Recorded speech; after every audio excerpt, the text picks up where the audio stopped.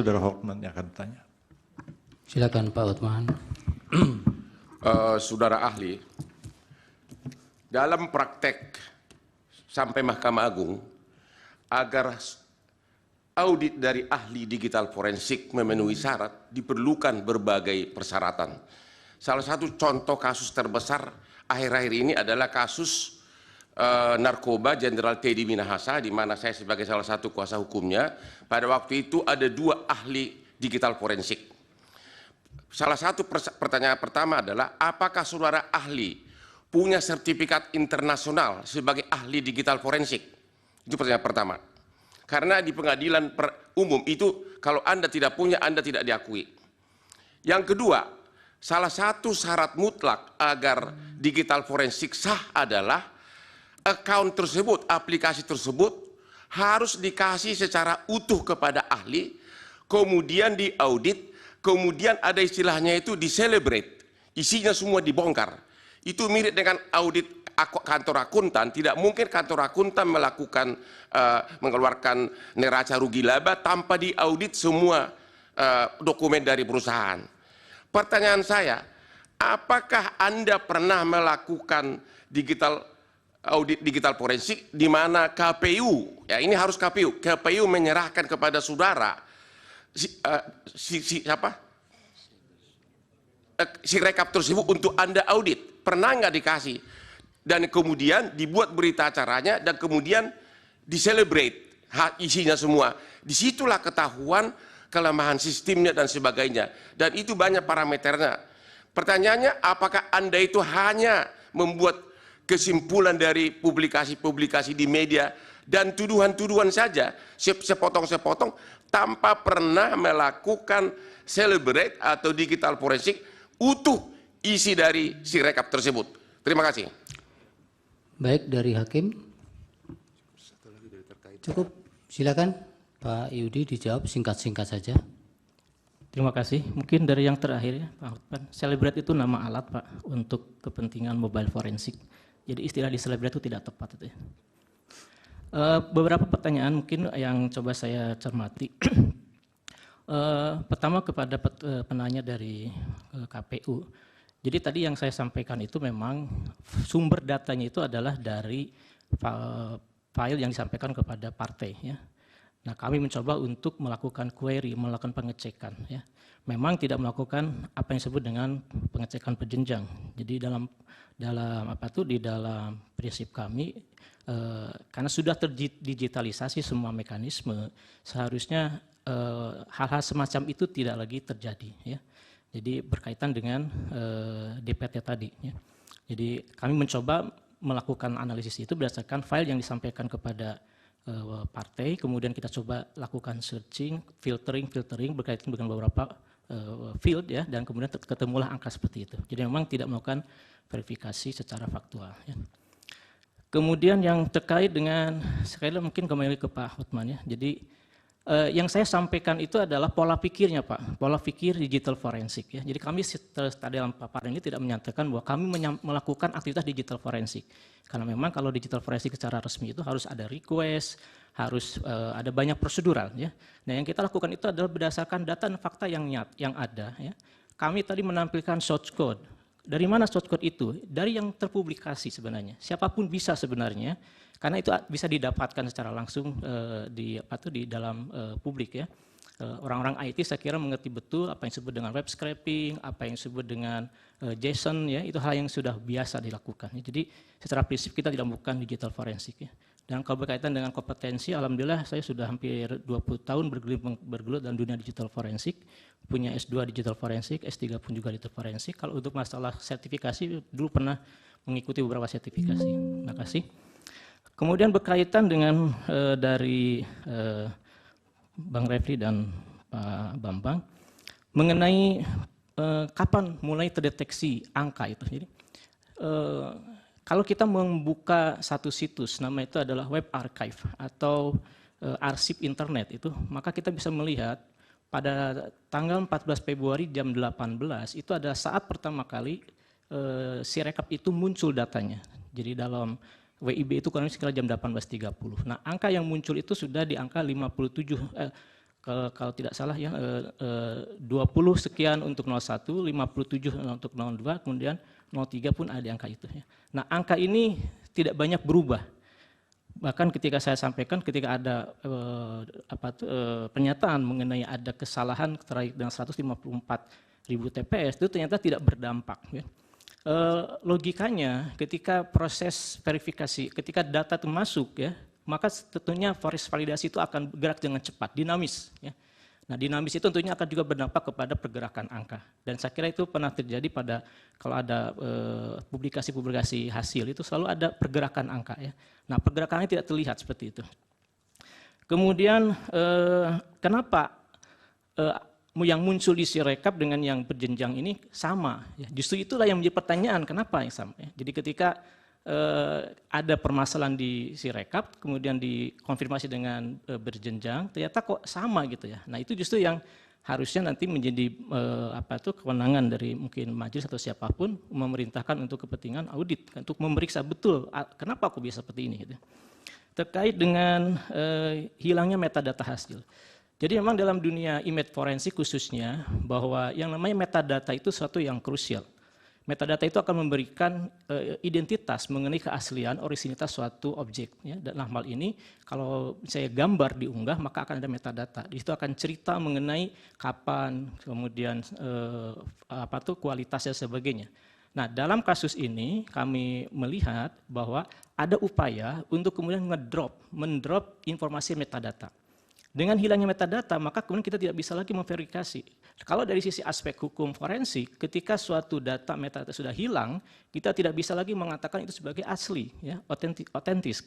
Ya, kenapa? Karena sudah hilang hal-hal yang menjadi alat ukur mengenai autentikasinya, originalitasnya gitu. Kemudian terkait dengan bahwa tahun berapa tadi ya, ada DPT yang terpublikasi ya, secara umum di publik ya. Mungkin sebenarnya dari satu sisi, apalagi dengan adanya undang-undang PDP, justru yang punya tanggung jawab untuk mengawal, menjaga data-data pribadi, termasuk nama, alamat, itu tentu data pribadi, adalah mereka yang memegang data itu, pengelola datanya ya, seperti itu. Nah, seharusnya mereka yang memberikan klarifikasi. Jadi ketika tidak ada klarifikasi, tentunya itu menjadi suatu pertanyaan, kenapa tidak diklarifikasi gitu. Kemudian terkait dengan adanya beberapa ilustrasi mengenai perubahan fasilitas ataupun akses daripada mobile Sirekap. Tadi disampaikan di dalam presentasi bahwa pada tahap awal yaitu staging, ya, staging itu ada sebuah istilah di dalam pengembangan aplikasi, yaitu tahap untuk konfirmasi desain, konfirmasi segala sesuatunya, dan saat itu tidak ada masalah. Waktu itu kita melihat saat staging ini satu akun KPPS itu satu device ya, seperti itu. Tetapi ketika kemudian muncul versi berikutnya, ada beberapa versi update itu khususnya pada versi 241 itu, kita coba lakukan lagi reverse engineering ya. Jadi kami sampaikan reverse engineering itu adalah sebuah proses untuk kita mencoba mengambil source code yang ada, kemudian kita melihat bagaimana cara kerjanya untuk kepentingan mempelajari prosesnya. Nah, kita menemukan ada beberapa code yang ternyata setelah kita coba terjemahkan kode itu bermakna bermakna memberikan fasilitas kepada satu KPPS untuk bisa juga login ya, di beberapa device dan di beberapa wilayah gitu. Itu mungkin yang terjadi. Maksudnya gini, saya bisa tambahkan sedikit ada supaya ini klarifikasi. Maksudnya gini, kalau satu apps mobile itu setelah diserahkan oleh vendor kepada pemilik itu tidak ada masalah, tapi beberapa hari sebelum pencoblosan menurut yang tadi dikemukakan itu ada masalah, dan masalah itu memberikan akses pada orang selain pemilik itu untuk juga mengubah, itu kan kecurangan ada di situ, Pak. Apakah pengubahan itu yang tidak diketahui dari source yang tadi itu bisa menyebabkan terjadinya perubahan angka-angka itu? Saya kira itu dia memberikan suatu kesimpulan terhadap. No, ini pertanyaan bukan kesimpulan. Pak Bambang ya, Pak Bambang tidak menambahkan tapi menjelaskan pertanyaan sebelumnya. Ya, pertanyaan kan? sebelumnya. Tidak sudah jelas, Pak Yudi sudah jelas. Ya, jawab, Pak. Ya, penjelasan saya itu tadi bahwa ujungnya itu adalah potensi ataupun bisa menjadi sarana terfasilitasinya kecurangan. Ya, jadi adanya perubahan-perubahan itu menjadi sebuah sarana untuk terfasilitasinya suatu kecurangan seperti itu. Baik, bisa dipadatkan Pak yang belum dari KPU. Satu, ada mau diizin majelis? Hotman Paris mau diizin? Ada yang tadi belum terjawab Ya pertanyaan kami. nanti di terakhir mungkin akan ditambahkan. Oke. Silakan Pak. Dari pemohon sudah selesai atau? Sudah, saya kira sudah. Silakan ke KPU sudah. Sudah yang mulia. Dasar bahwa yang dijadikan kajian Bapak itu Sirekap atau yang 360 belum tadi? SK 360. Ya, artinya kami melihat bahwa pernyataan mengenai Sirekap sebagai alat bantu jenjang itu sebenarnya dari aspek teknis itu adalah sebuah alat utama sebenarnya. Nah, sementara kalau kemudian di pernyataan bahwa itu sebagai alat hitung berjenjang itu adalah untuk kepentingan tadi hasil akhir ya. Tapi yang kami coba angkat isu ini adalah bahwa seharusnya Sirekap itu sebagai alat bantu utama untuk perhitungan ya. Jadi data utama yang tersimpan itu dari 800 ribuan TPS itu ada di Sirekap gitu ya. Seperti itu ya. Seharusnya dengan kualitas yang sesungguhnya yang handal itu semuanya bisa tercetak di situ ya. Kalau mau verifikasi di situ, kalau mau validasi ada di situ semuanya gitu. Baik, Pak Otman yang mana yang boleh dijawab? Izin majelis termohon. Iya. Pertanyaan kami bukan itu. Pertanyaan kami adalah. Ya bisa jawab itu, biar dijawab itu. Oh baiklah, karena tahunya cuma Ya. itu ya. Jangan dianggap tidak tahu yang ditanyakan. Tidak. Baik, yang Pak Otman apa yang Pak Otman yang Yang belum dijawab? tadi hasil audit saudara kan untuk dipakai sebagai alat bukti yang sah di pengadilan. Dan Anda tadi mengatakan memang persyaratan formal untuk itu belum dipenuhi, yaitu ada request dan pemilik account harus ngaji secara sukarela. Tolong dikonfirmasi bahwa memang secara formal persyaratan hasil audit saudara itu bukan untuk secara resmi, belum memenuhi syarat untuk dijadikan sebagai bukti resmi di pengadilan, tapi hanya sepihak dari Anda sendiri. Saya coba mengklarifikasi yang mulia bahwa saya katakan saya tidak melakukan digital forensik atau audit forensik. Yang saya ambil itu adalah pola pikir seorang digital forensik di dalam melihat keganjilan-keganjilan itu. Jadi menangkap data, menganalisis gitu ya. Seperti itu yang mulia. Bukan audit ya. Ya, bukan. Asumsi doang berarti asumsi majelis ya, makasih. Baik, terima kasih Pak Ali, Pak Yudi keterangannya. Terima kasih. Ada tambahan dari Hakim sedikit, Pak Yudi? Ya. Sabar sebentar. Dari Terima Pura kasih. Guntur. Terima kasih yang mulia Pak Ketua. Pak Yudi, ada sedikit yang menggantung statement Bapak. Tadi Bapak mengatakan ada koreksi data Sirekap ya, tetapi tidak nampak ada fluktuasi. Gitu ya? Ya. Ya, pertanyaan saya itu sesuai dengan keahlian Bapak, apa faktor-faktor yang menyebabkan terjadinya hal seperti itu? Ada koreksi, tapi tidak nampak fluktuasi data pada Sirekap. Apa faktornya?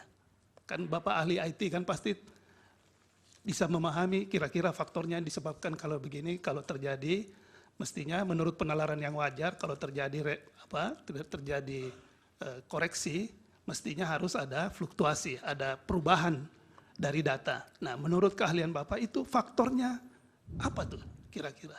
Bukan kira, menurut keahlian Bapak. Silakan Pak Yudi. Kasih. Terima kasih yang mulia. Jadi Ada satu lagi dari Prof ini. Hakim yang mulia. Baik, terima kasih. Pak Yudi, begini, ini Pak Yudi kan memang ahli di bidang IT ya Pak ya, dan mungkin juga sudah mengikuti terkait dengan proses seperti ini pada waktu 5 tahun yang lalu ketika KPU menggunakan situng. Saya ingin kemudian ada tambahan sesuai dengan keahlian dari Pak Yudi, apa sesungguhnya yang signifikan berubah dari situng kemudian menjadi Sirekap itu pada saat itu juga disebut sebagai alat bantu gitu. Nah, ini tolong ada penjelasan yang lebih mendalam soal itu.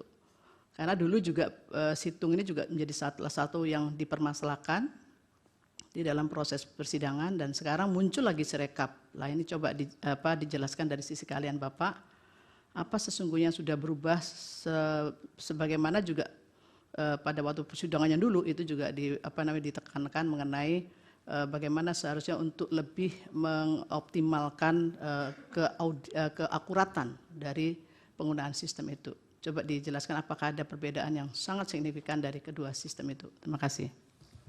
terima kasih yang mulia. Tadi terkait dengan kenapa tidak ada fluktuasi ya, ketika ada perubahan tidak ada fluktuasi. Dalam pemahaman saya seharusnya ada proses yang disebut dengan real time ya. Real time itu artinya ketika ada perubahan data maka langsung terupdate gitu ya. Nah, kelihatannya ini tidak dilakukan proses real time, tetapi mungkin disimpan dulu dalam suatu satu bagian begitu ya, sehingga kemudian setelah selesai semua baru kemudian dipublish lagi ya. Kalaulah itu dilakukan secara real time, proses data real time, maka itu akan jelas akan merubah juga data-data tersebut gitu ya, seperti itu. Kemudian terkait dengan situng, mohon maaf yang mulia, saya 5 tahun lalu tidak terlibat langsung dalam situng ini, tetapi dari kajian ataupun dari pengamatan saya, yang sekarang ini sebenarnya dari sisi mekanisme jauh lebih sederhana yang mulia. Ya, jadi data itu cukup dengan difoto satu poin saja, artinya satu objek saja difoto dan diunggah. Nah, itu jauh lebih simpel, jauh lebih sederhana sebenarnya dibandingkan dengan situng yang 5 tahun lalu. Nah, seharusnya dengan proses 5 tahun berlalu dengan berbagai macam masukan 5 tahun lalu, seharusnya sekarang tidak ada permasalahan itu ya. Apalagi mekanismenya jauh lebih mudah, lebih sederhana dalam hal mengunggah data untuk kepentingan rekapitulasi gitu betul. Saya kira itu yang mulia. Cukup ya.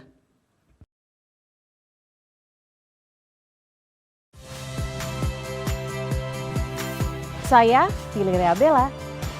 Saksikan program-program Kompas TV melalui siaran digital, pay TV, dan media streaming lainnya. Kompas TV, independen, terpercaya.